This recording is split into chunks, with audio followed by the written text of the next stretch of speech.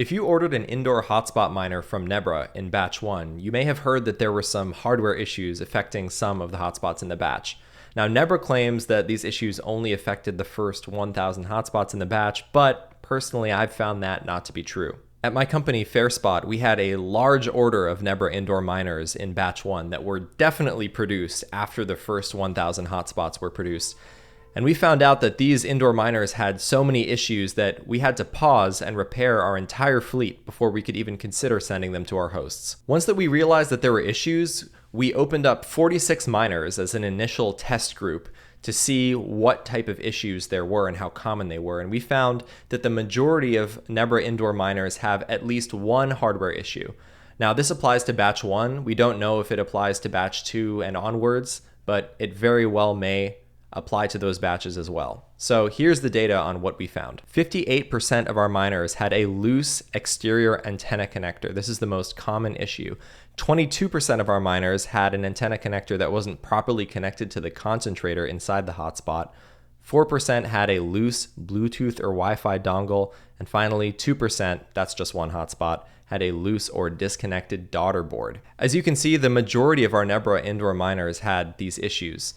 Fortunately, they're pretty easy to fix and only require simple tools. The ethos of Nebra is to create highly repairable miners that use commodity hardware so that anyone is able to repair them on their own, even years in the future, and if Nebra is unable to support them. I highly recommend that if you have a Nebra indoor miner, you open it up and check for these issues. It could save a lot of headaches, especially if your miner is already not behaving as expected. In this video, I'm going to give you step-by-step instructions on how to fix your miner and make it as easy as possible for you to get back up and running once more. So here are all the tools you're going to need to fix your Nebra indoor hotspot miner. First, we've got this file right here, which is going to be actually used to pry the Nebra open. You can use anything that's flat but not too thin. Second, you're going to need pliers. Third, you'll need a wrench, and these are both for fixing the antenna connector. And fourth, you're going to need an antenna in order to test the antenna connector. This here is a helium OG antenna, which I found really convenient for testing the antenna connector. Here we have the Nebra indoor hotspot miner. What you're going to need to do in order to open it is just to pry off this top lid. It's a plastic part. It's not held in by any screws or anything, so we're going to use our tool to pry off the lid. I've turned the miner on its corner here, and I'm just going to use this file in order to pry off the lid. So I'm going to put it in this gap right here, and I'm going to twist, and that will just pop open. And all you got to do then is pull it off. Here's a look inside the miner after removing the lid. Right here is the rear, and here is the front side of the miner. There are a few things that we're going to need to look for inside of this miner.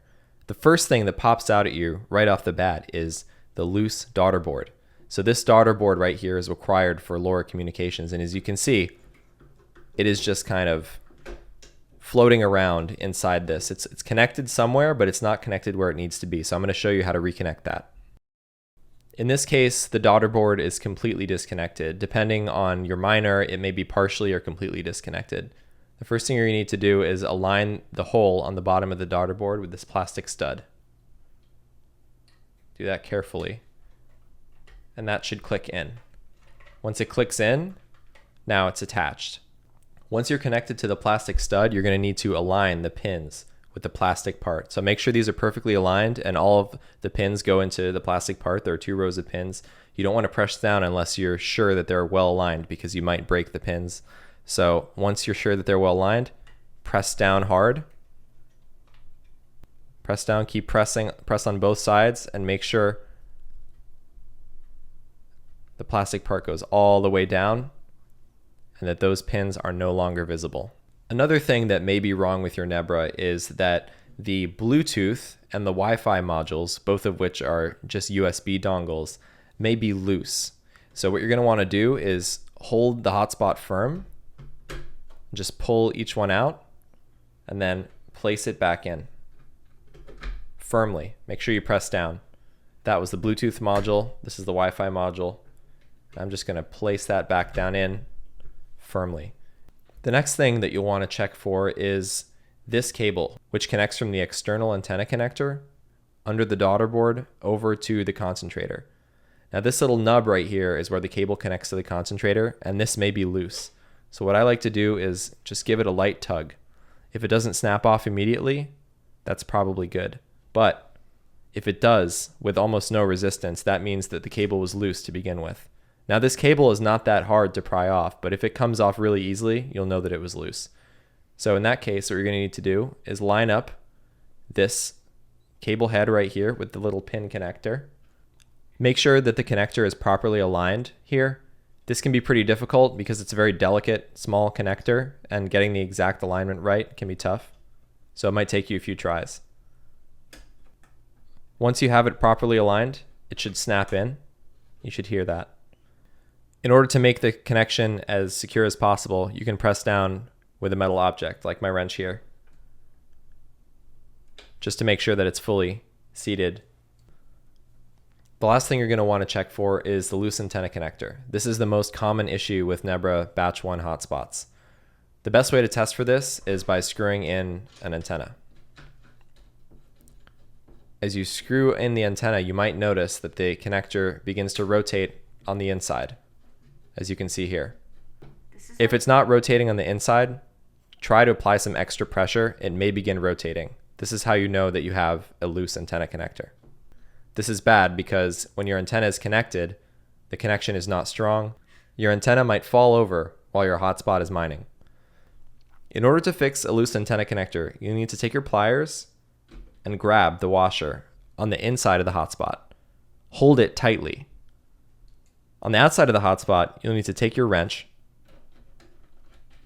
and attach it to the external connector.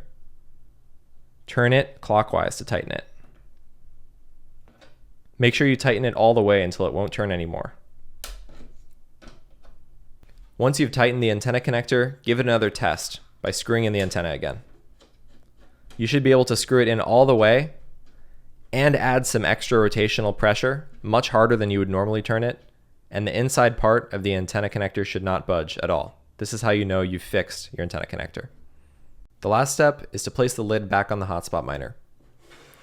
Rotate your miner so that the antenna is facing the rear, and place your lid on so that the Nebra logo is like this.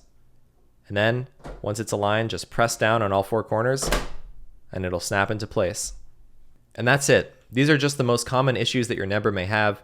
There may be additional issues that we're not aware of. There may be software issues, but these are the most common hardware issues. Thanks for watching and happy mining.